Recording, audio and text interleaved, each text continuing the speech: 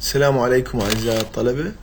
محاضرتنا اليوم بعنوان Denture insertion. Insertion of complete denture, the evaluation of denture made by dentist, patient, and friends.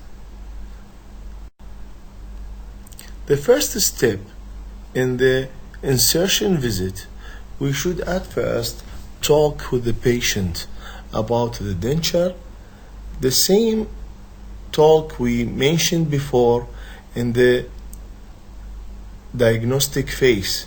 So we tell the patient that the denture is an aid for you to make better life.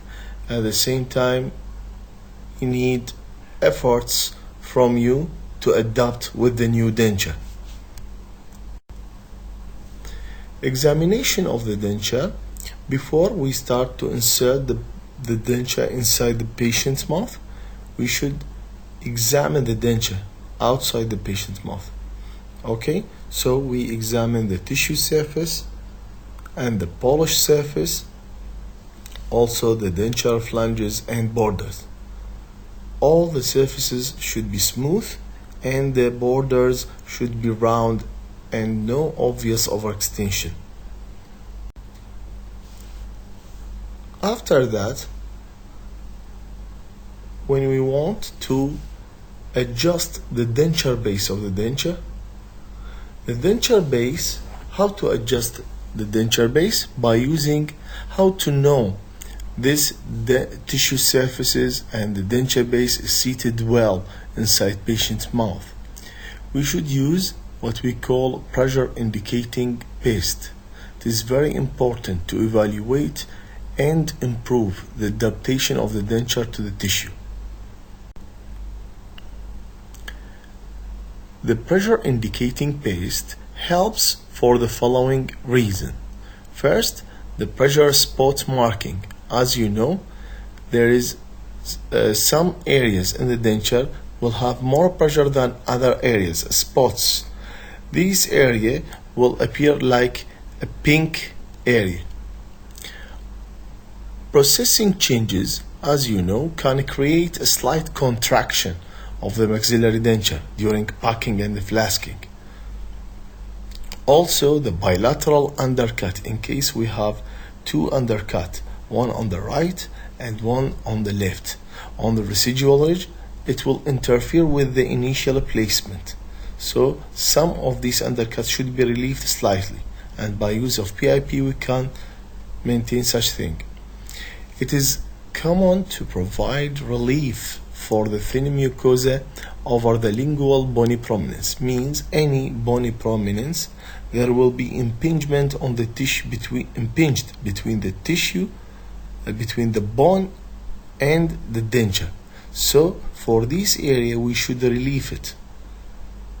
Also, we can identify this area by using of the PIP.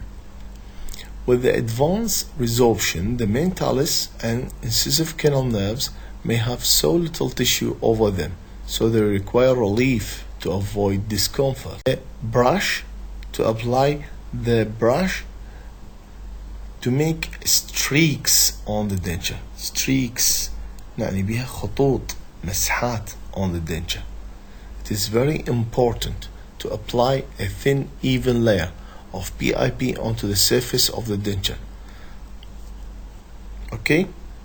After we place it, we insert it inside the patient's mouth. There are 4 possible patterns. The first pattern, we can see it on the buccal flanges. The buccal flanges of the denture, because of wiping during insertion from the cheek. These areas do not make any changes for them because it will be washed during the insertion inside patient mouth by the cheek. But the area, for example, the N area, there is the same striates that applied before insertion inside patient mouth. So mean there are no contact. While the C area, the paste is applied in a manner with no streaks pattern. No streak pattern mean the paste will touch the tissue, touch it. So this is a normal contact. But in eye area, there is absence of the paste, presence of acrylic. So this is a pressure area. This should be changed. For the adjustment of the denture border, the denture border are evaluated to determine if the border extension and contour will be compatible with the available spaces in the vestibules. Very important to know, the border of the denture will be inserted in the vestibular region. This border should be no overextended, no underextended, and we can check it by border molding. There will be no movement of the denture by this check. The same time, it will be no thick, no impingement on the cheek outside. Okay, so the border will be relieved in order to what? To take the normal shape without any impingement, without any overextension. The denture will be stable, should be stable during speech and swallowing. We can use a disclosing wax on the border as increments in order and making border molding in order to show the areas of overextension. Now we can visually check the peripheries by using of pressure indicating paste. See the denture and border mold. Flange should fill the vestibule but not dislodged by manipulation, as we said before. If the denture dislodged, mean we can use the PIP to detect the area of overextension. Retention and stability of the denture. We should check the retention and stability of upper and lower denture. We must make an pressure in a manner that break the seal of the denture. If this pressure was slightly enough to break the seal, so you have a problem in retention. Also the stability, the horizontal movement of the denture should be stable inside the patient mouth. So as you see here, the testing, for example, of maxillary denture retention, we can apply a tipping force to the incisors in attempt to break the seal. You can press the central incisor from the palatal side in order to check the retention posteriorly, and you can press it from the labial side to check the retention anteriorly. For the lower, you can do the same but in a different direction. Means press it from in downward upward movement at the labial surface of the anterior for anterior retention, and you can press from the lingual surface to check the posterior retention. Errors in occlusion. The errors in occlusion can result from a number of factors. Very important. After we checking retention and stability, now we ask the patient to close his mouth on the centric and eccentric position. You can know sometimes there are several errors in occlusion, and there are several number of causes, like change in the TMJ, sometimes inaccuracy in the centric relation records, errors and transfers of the centric relation records to the lab, ill-fitting temporary record bases, means the denture base is not seated well, change of the vertical dimension of occlusion on the articulator during mounting, error in mounting, incorrect arrangement of the posterior teeth, sometimes failure to close the flask completely during the process, using of too much pressure in closing the flask, unfavorable processing changes during polymerization. All these factors may result in error in occlusion at the final visit. How to manage such problems? We have occlusal correction, selective grinding. It's very important to know the selective grinding. The selective grinding means you take the high spots that present on the artificial teeth in certain location in order to achieve a good occlusion. You have two techniques or types: intraoral selective grindings and extraoral selective grindings. The intraoral, from its name, inside the patient's mouth. There are many intraoral methods. You can use the articulating paper and sheet wax.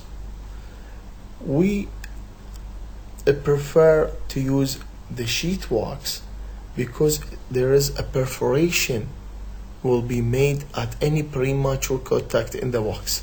It's visibly very important, you can see it. But in articulating paper it is simpler, faster, but there is a problem. Sometimes the articulating paper will paint the teeth while occlusion in areas not correct area to be taken by selective grinding.